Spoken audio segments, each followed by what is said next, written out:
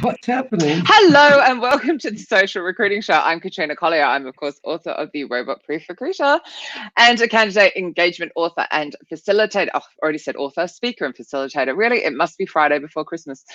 Today, we are super excited, both my gorgeous co-host, the talented talent acquisition professional, Glenn Martin, and myself, to be talking to Kim and Gordon Lokenberg. You just said your name differently, so I feel dreadful that I can't pronounce it.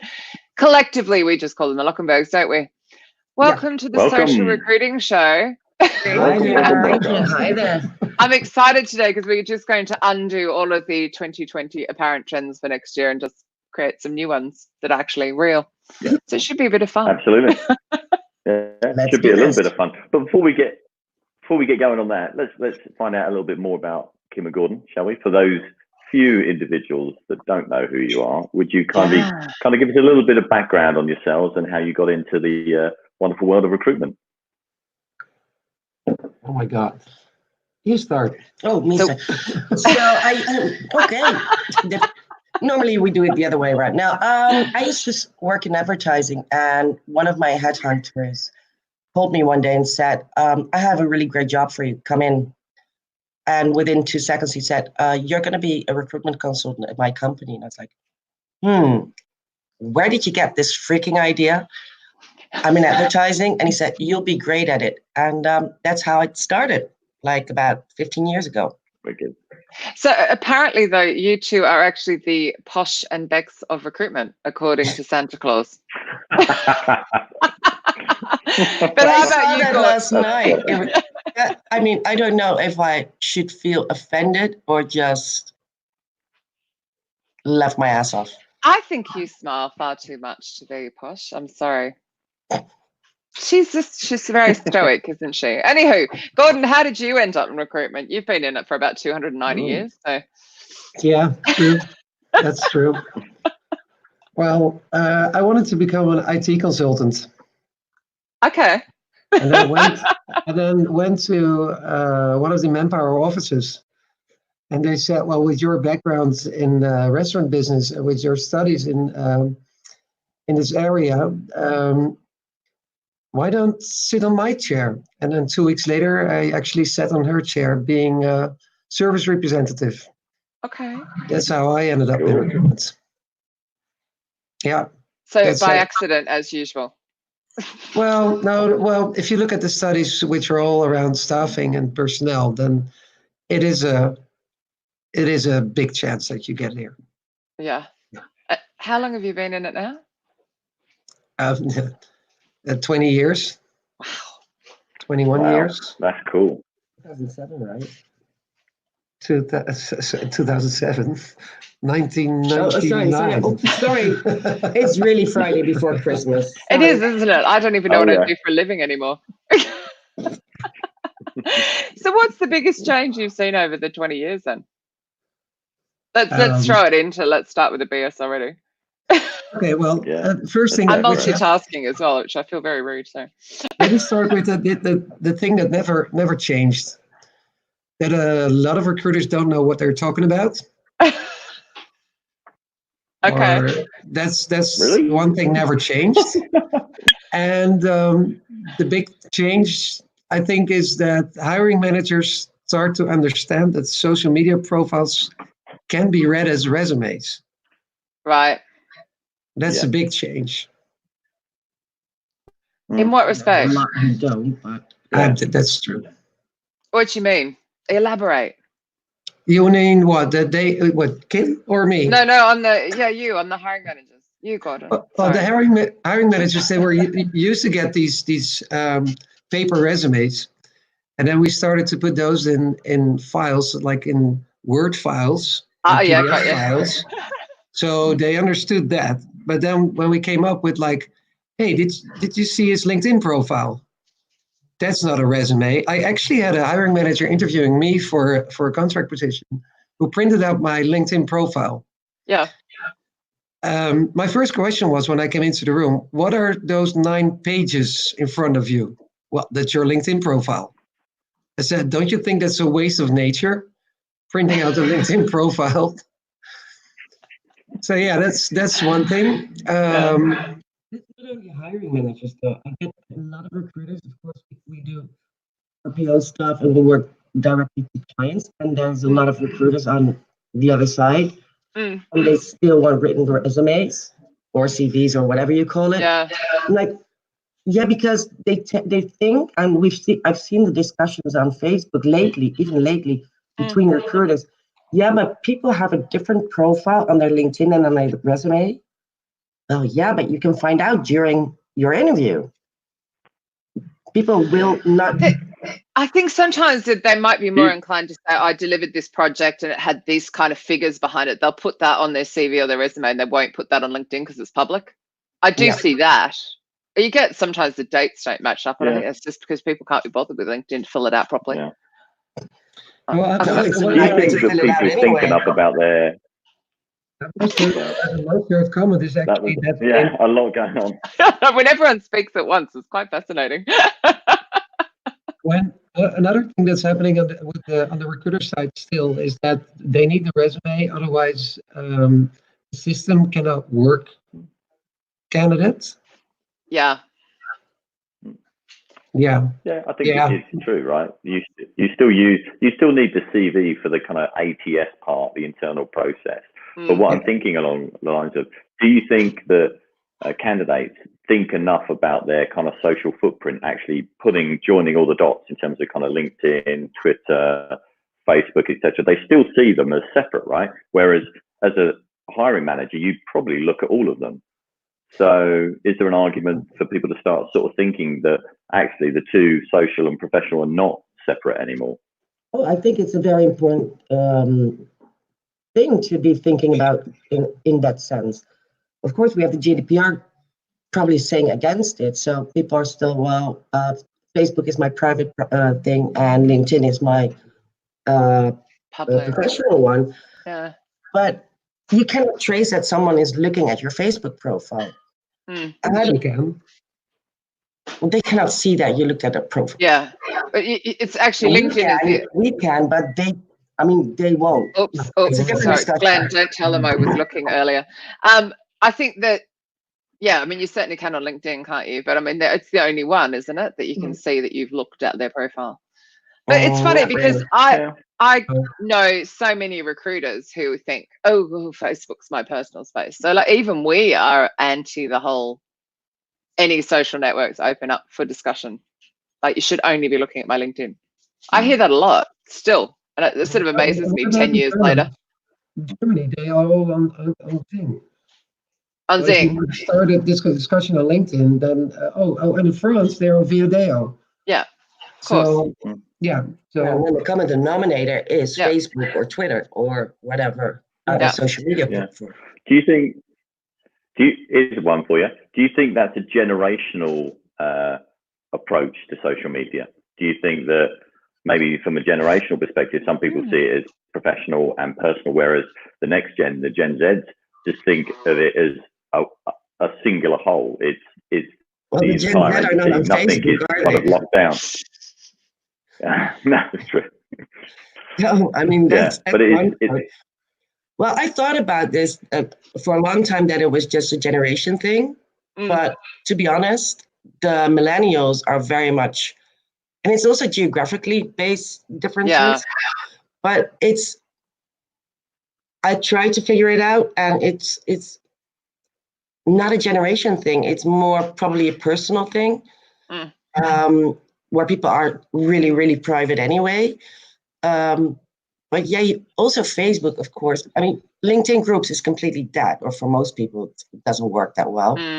So we all have these Facebook groups, and it's so much easier to collect your data and your sharing about the industry and stuff. Yeah, if you're part of the group, if you join one of the groups, you cannot separate it anymore, I think. Maybe that's a bit harsh, but... you can join the group and they're not your friend on Facebook, so they don't see your information, kind of thing, unless you add them as a friend. But I must admit, all of us, we know how valuable that Facebook connection is, but it's extraordinary how, people don't. But I think what you're raising to me, and what I was sort of talking about in the book, one of the huge trends we're going to hear for 2020, as we heard for 2019, of course, is AI is going to replace us. Yawn. But we've just been talking about how fractured all our profiles are, which goes back to data in, data out, right? And you were talking about a presentation you just heard about AI before we came on the show. What was that all about? Yeah, it was an Israeli guy. His last name, Eli. Great guy, and he's Eli Katz. Really cool guy. He is an AI. He's not a recruiter, but he did a presentation on AI and how it actually works. One of the shocking things he said was, and he has the data on it, there's only 23 million developers globally out of 7 billion. So I was already shocked by that. Like, okay, we need to develop more developers in order to get somewhere in closeness of being able to put AI in front of a lot of things.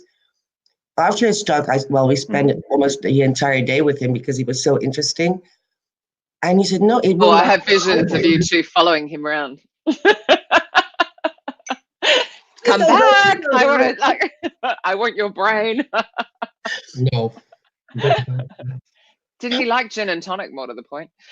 No, there was no. It was in the morning, Katrina. It was in the morning. Sorry, Glenn, that's a private joke.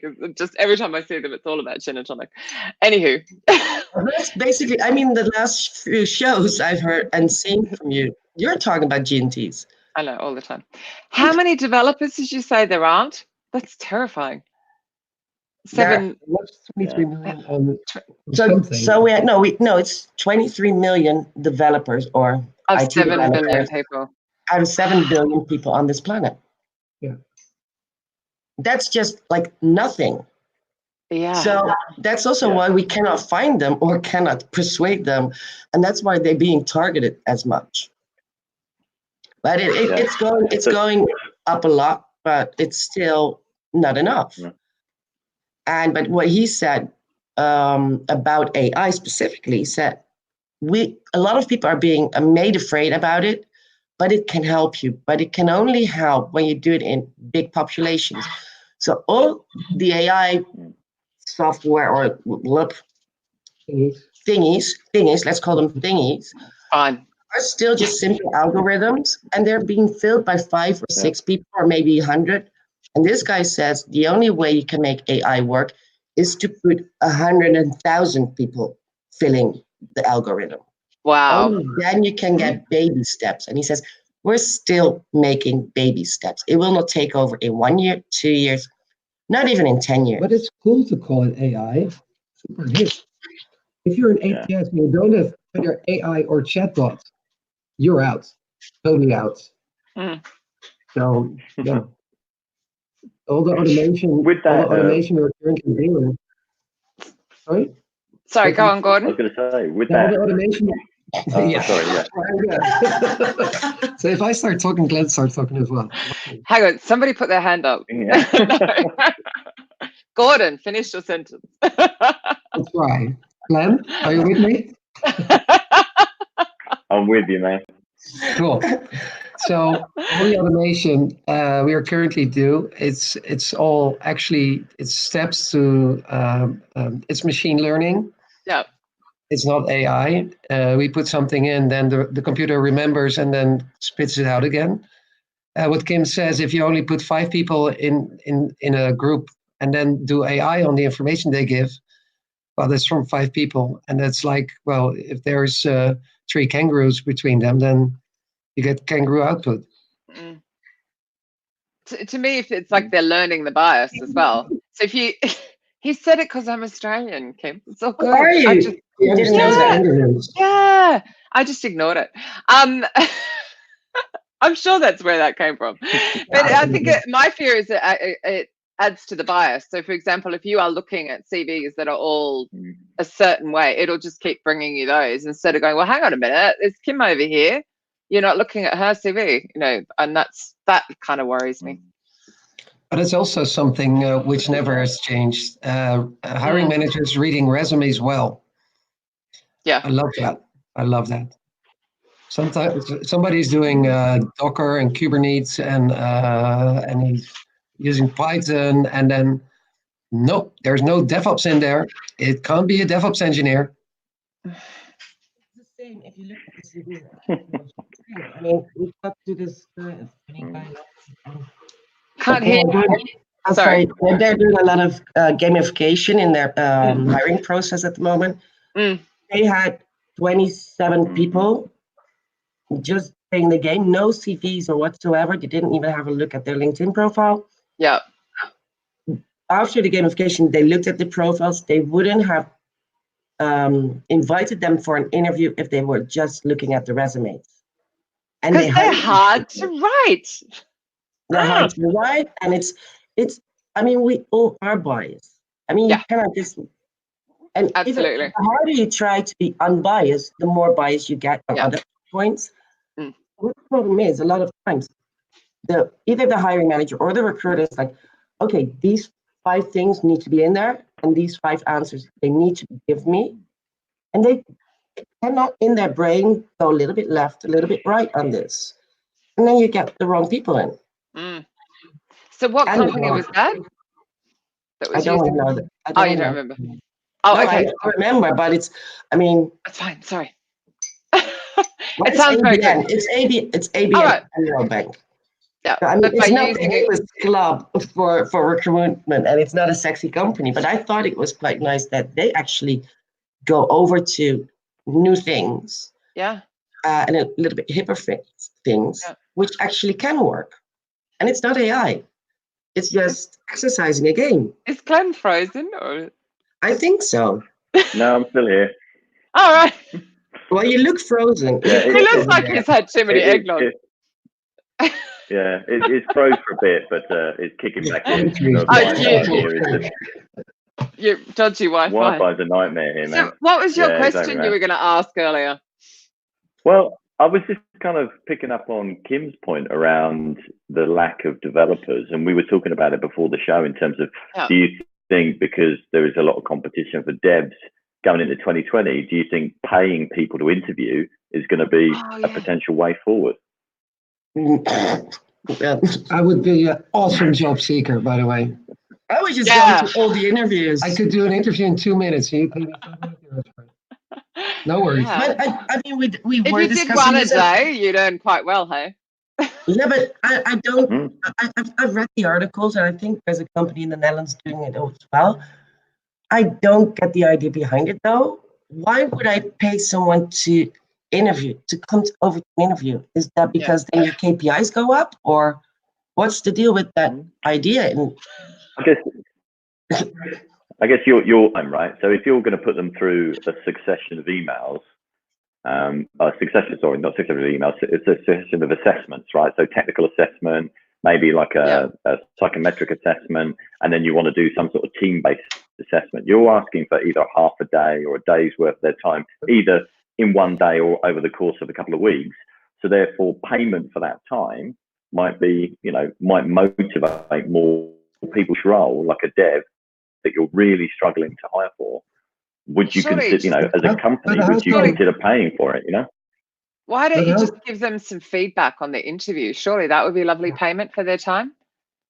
Yeah. How many companies consistently give feedback? Well, those I truly think that those companies going forward are going to find it really hard if they don't. But what I also think is, why is it one company has a technical test that takes a day or a half a day or many hours, and other companies have similar roles, similar tests, which will only take half an hour, maybe an hour of their time. So, I think it's a lot of companies who are. They have a really big problem finding developers, but then they make the coding tests work that they have to work on 2-3 days. Even for the not really difficult languages and stuff. It's also have a little trust in the people you talk to and go behind. Then again, you go talk about the CV again. Why not do a cultural fit, do an easier assessment? Also, people coming into the office for an interview for an hour and a half. Why? Why do people still want to, especially agencies, they need to see all their candidates on site for an hour and a half? What? We're talking through video. You can do a lot of upfront, and it costs a little bit of time, but you can make it easier for the candidates to enroll in an interview process, I think. Absolutely. So He's frozen again. he might have. He's still there though. Yeah, I might have. Yeah, I'm Yeah, still we can here. hear I'm you. just freezing. Yeah, Easier. you're frozen over on LinkedIn as well. You're completely frozen. Yeah, To be honest, Ben, I have no idea. I've never had the chance or never thought of it to ask candidates how they would feel about it. So that would be quite interesting to know from the actual people. Would you consider interviewing for money? Yeah. But who's going to say no? So you get also the bad apples in there, right? Yeah. Depending on, I think it might put people off because there's a higher expectation, maybe. I don't know. You know, getting paid to interview, would that put people off? Oh, don't know.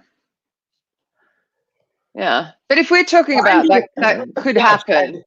I mean, it's sounding like right now we're already sort of coming up with something that's actually already in play. It's not a trend, it's just a problem. Like something to fix in your recruitment right now is to have a look at your technical assessments and actually work out if they're ridiculous. Because if there are only, I'm still going back to that 23 million developers, it's kind of mind-blowing. I knew there were 5 job vacancies per developer in the UK. I have no idea what it is now with Brexit. You're already like, it's Brexit. Oh. I'm sure that's not a technical term for it, but it's what I'm calling it. It probably will be the UK word of the year. Yeah. There are other words I have for it as well. Anywho, moving on. I mean, just right now, we could already do something that would be so positive for the experience of developers and any technical professional, to be honest, to be a lot more respectful of their time. Because to be honest, I mean, who is going to jump through that many hoops? Unless you are, going for an interview at Google or Apple or someone like that, are you really going to jump through that many hoops for a company? You'd be like, there's this one over here that's easier. Yeah, I hear companies globally who have an interview process of 6, 7 interviews. Why? What the fuck is wrong with them? Why do we want to over indulge on their knowledge? And but the product manager liked him. The CTO really liked him or her. But HR didn't like them. Yeah, well, I had that one. Yeah, HR doesn't see a click with the coffee lady. I don't know what, but make it simpler. Make it simpler. I mean, by the way, I will always click with the coffee lady. I think coffee is a crucial part of life. So I won't necessarily get on with HR. Say that again. Kim doesn't drink coffee. Oh. Actually, true story. Yeah. No way. Oh my God, no way. I don't drink coffee. Oh, Kim doesn't drink coffee. Oh, sorry. I thought you were saying your candidate who went through that. But actually failed. Sorry. Look, it wouldn't surprise you if that was a true story. Well, probably. What you do see is I used to work for a company where they did that as well. It's like give them a discount on something after the interview. Like, thank you very much for you being here.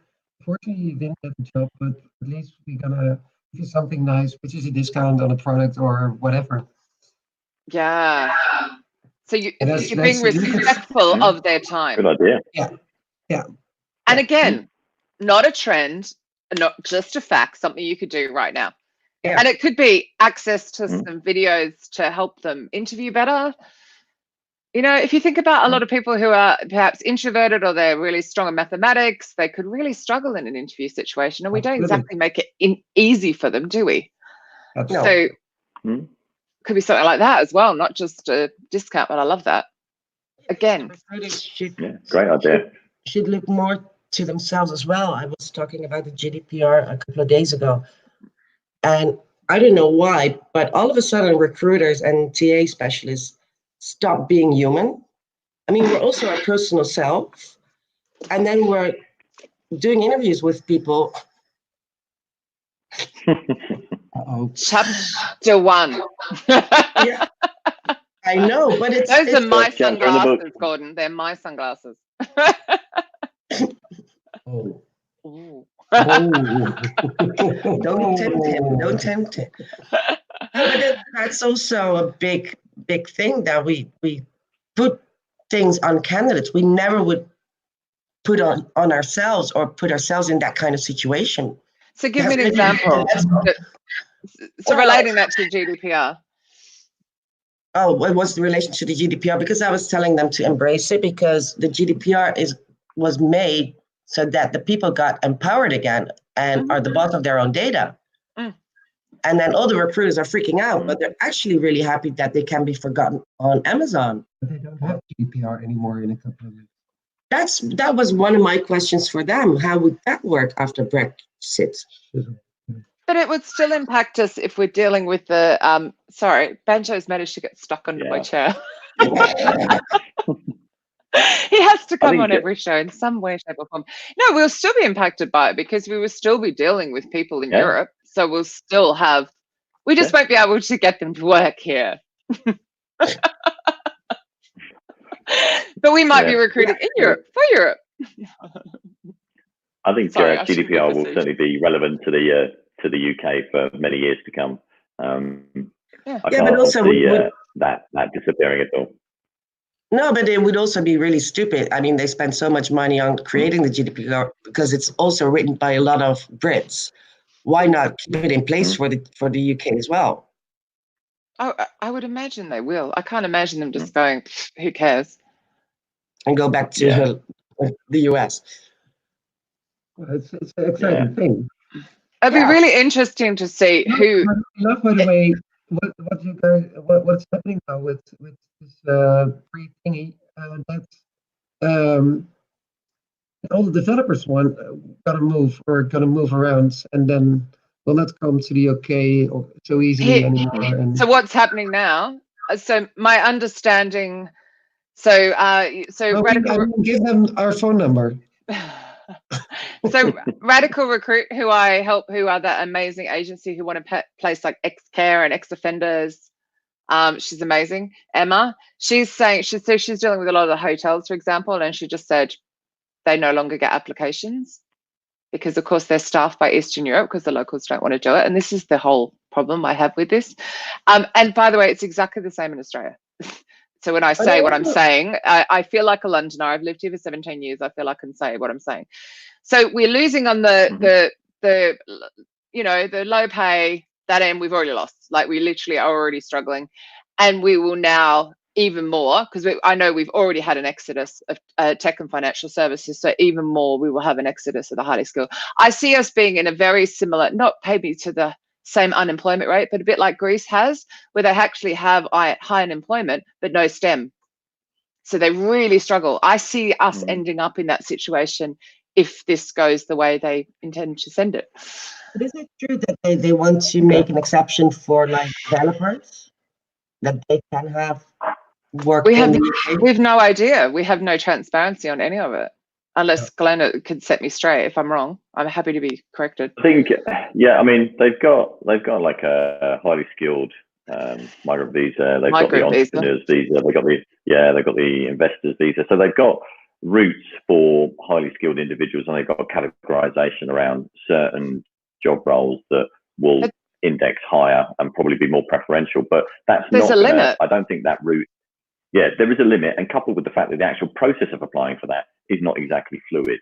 So, and in part it's self-funded, so you have to pay for it yourself. So unless you can get a company, unless you can get a company on board to effectively sponsor you, pay for that, that means that company's that company's got to give you a job before No. So, as an you can work for them.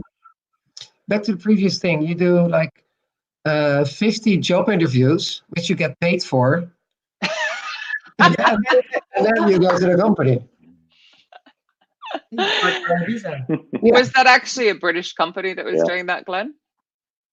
No, it was a US company. British won't be doing that. But I like the thinking. Very creative there, Gordon. I mean, I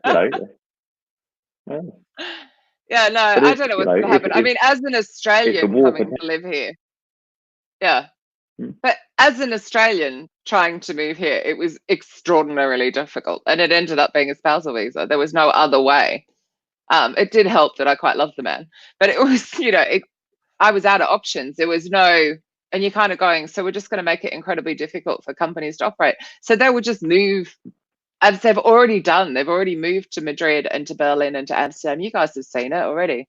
Yeah. Well, we have it with certain clients in the UK who, and I've heard it from other recruiters out there, the amounts they are willing to pay at the moment for developers in London, for instance, it's ridiculous. Yeah. There's a lot of, we've also got the hit of the IR35. So you've got a lot of people no longer contracting and going perm. That might be why. I don't know. Every time you freeze, Glenn, it's quite funny. This one is actually really funny. It's like, yeah, I'm freezing now. Be careful how you move, Glenn, because you never know when you freeze up again. don't scratch your hair. Yeah. I took a screenshot of LinkedIn so I can share that with you later. Hi, Bianca, by the way. Bianca says hello to you guys. I'm just gonna... Bianca Eder. Oh, hi, Bianca. Very cool. So not good. Well, I don't know. Are you... so going back to recruitment trends, because really I wanted to make this about all of the BS recruitment trends that come out at the end of every year. I've been asked mine and I've gone candidate ghosting because I still see that on the rise because I think candidates know it's their market. Is it the same with you guys, what you're seeing in Europe? I think it's always been like that. There's always candidates that just like got into another job and are afraid to tell you that they went for another job. You're like, oh, what happened to this candidate with such good conversations and now it's gone. So it's not something new. So we can skip that one. No, but okay, well, being that it's not new and it's a factual one that is happening, yay. What could we do differently as recruiters to make sure, well, as you said, even if you're nice to them, sometimes it goes, but do you think there's something more we can do to stop it? Exactly, because what you hear a lot of the times is that actually recruiters are ghosting. Yeah, 10 years worth. That's like the heart of the problem. It goes back. No, they start with the ghosting. I mean, they reach out to you. Hey, I have this really cool job. You respond maybe in a day because you're busy. You're not free for 40 hours a week. You actually do the work. So you respond at night or over the weekend. Yeah. And then for 2, 3, 4, 5 weeks, you don't hear anything back. I remember one of the recruiters I know in the Netherlands. No. Sorry, it's not a recruiter. HR lady from Germany. She was actually interviewing with this company. Didn't hear anything back. 7 months later. Oh, sorry. Yeah, I was a bit busy, but would you still be interested in coming in for the final interview? No. Exactly. I think it's not only an overload, it's also overload of like not really good reach outs. Yeah. I mean, I tell all the people I meet is that if you get an email from the recruiter, which is ridiculous, for instance, they would invite me if I can start next week as an iOS developer for £85 an hour, then I'm like, oops. But what I always do is write them back. Like, dude, you're killing my profession as well with these ridiculous reach outs. I am in all seriousness thinking of doing a book giveaway, like 1 book a week, and actually getting people to elect recruiters who are that bad at the outreach and things like that, who perhaps you then have some banter with, who are like completely clueless, and say, actually, we'll gift you a book. It might be a bit insulting to them, but at the same time, I'm like, if we're really going to make a shift in the industry over this, I've been talking about this for 8 years on stage and it's making no difference. I'm like, maybe we should have a competition every week. No names, it has to all be private. Like, we're not going to humiliate anyone publicly. But I've been thinking about this for about a week, going, maybe. What I do usually is that I get a couple of emails from the same company. Say that again? When I do get a couple of emails, different recruiters from the same company, I'll call them. I'll call the owner of the company and then ask if they need some training. Yes, there is always Lokenberg training. Is it Lokenberg or Lokenberg? Am I saying it incorrectly? Well, since we made it into the Lokenbergs, or you guys made us into the Lokenbergs, we call it the Lokenbergs. Normally, I would always pronounce it in a Dutch way, and then it's Lokenberg. Yeah, that's not going to happen. Yeah, Oh, yeah, no. So, I mean, do you not remember the night before SourceCon when I was trying to learn to play? I still can't say it. Remember? And you guys were going, it's blah. And I kept going, I can't pronounce that. This went on for about 3 hours. That was a really difficult name you had to pronounce. Yeah, I can't say the end of your name like that. Sorry. No, you don't have to. But it's the same. I mean, we have, of course, a lot of Dutchies going around on stages. And I had to introduce Patrick Boonstra this week. And I told the audience, I'm going to call him as I would always call him, and that's in the Dutch way. Yeah. You probably will call him Boonstra. Yeah. Or Oscar Major, for instance. I always say Oscar Mager. But we know we have a really weird language with our throats. Yeah, that was funny. I'll never forget that. So anyway, sorry. Yeah, so I love that. So if people, of course, want training.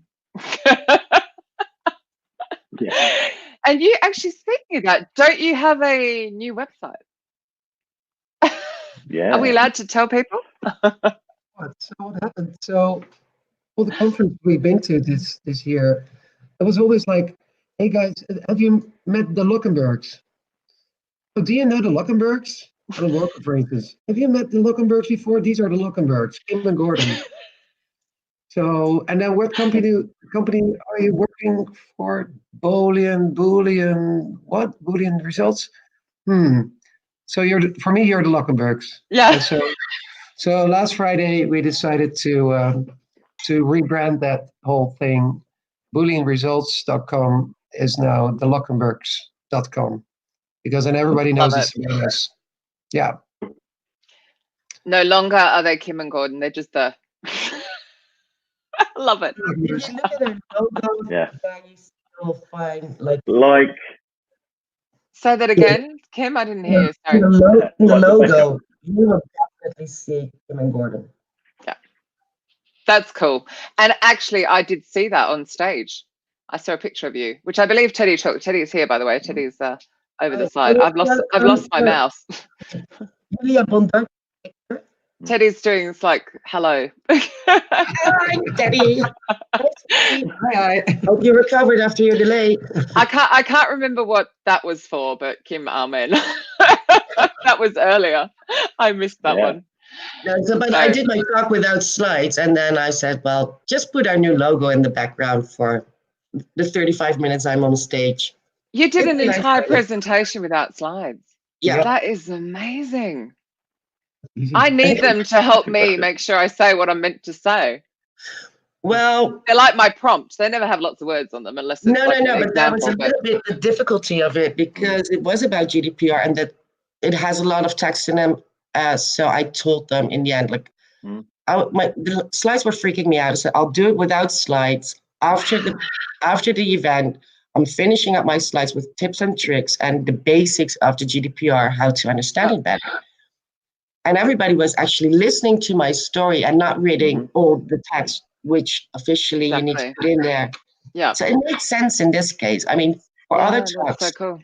I wouldn't do it as much as you can because I know, because it's nice to throw examples up, isn't it? And go, look at that. Yeah. Yeah, so I now talked about the examples where people make brilliant F-ups, fuck-ups on GDPR.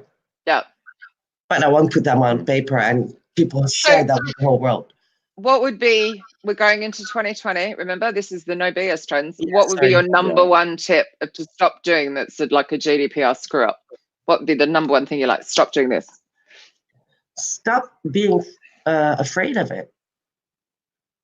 So I talked to the authority in the Netherlands for over an hour last week when I decided to, when I was asked to change my talk. And wow, keep in mind that the GDPR was not made to piss off recruiters. Yeah. It's not about that. If you have your privacy statement in order and nowhere in the GDPR it says 30 days or 60 days or 24 hours, that's it. You can explain why you need to have the data stored a little bit longer. That's fine. Second tip on this, coming back again on what you give is what you get. Be respectful to the candidate. If they ask you, where did you find my email? Google it, say that it's from open source. We can't store open source data. Mhm. And when they're in the system, when they do want to be deleted, tell them, please, can I leave you in the system without your contact details with, I'm not going to reach out to you, because otherwise they will be stopped within 2 months. Yeah, this is true. How many people actually do come back and say, where did you find my email? I only had it once. I've never had it. I think a couple of times. No. These email addresses were really hidden.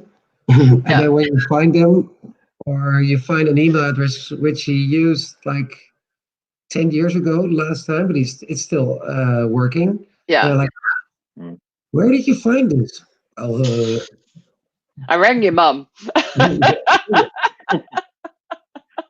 And we've done things like that as well. And then they would say, it works like that. Back in the day when you could do With that the stuff. GDPR, I mean, if you go, for instance, as a quick example, if I may, right before the GDPR, I think a couple of months before that, I had an operation on my foot. I got a letter from my insurance company because they're not allowed to know anymore why you have an operation. Okay, wow. No, we have, I mean, the Dutch privacy law is one of the strictest.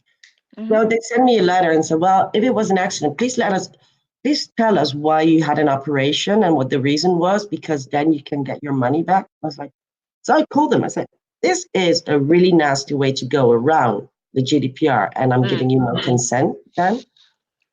That's the companies we need to be afraid of, the big idiots who are selling our data and not just our email address. Most people don't care that they get an email on their private email. They're afraid of their data as birth dates, home address, that kind of stuff being sold. Yeah. And all of the stuff that's being collected. Yeah. So, and make sure with that you just be respectful with it. And if people ask you not to be connected, don't connect with them, even on LinkedIn. I know it's allowed, but if someone says, please, recruiters, do not reach out, then don't reach out. It's quite simple. Yeah. That's the biggest BS of a lot of recruiters. Yeah, they might say that they're not interested, but I will just pursue them. So if you find those, this is the workaround, though, if you find those people then on GitHub. Yeah, of course. You always say, well, I never saw this. Do you have LinkedIn? I don't do LinkedIn search for developers. Actually, there's a lot of sourcing around. No, that's true. Well, I'm mentioning it on GitHub as well. Yeah, it's not rocket science, is it? Like, be respectful, actually have looked at their profile, make sure they've got the right skills, be aware of the fact there are 23 million of them, Well, one of the tips, and it's not, we'll go back to the BS, but is that, I don't know if a lot of recruiters know that, but when you have a LinkedIn recruiter seat, I don't know why people will have them, but you're always anonymous. You're always looking at profiles anonymous.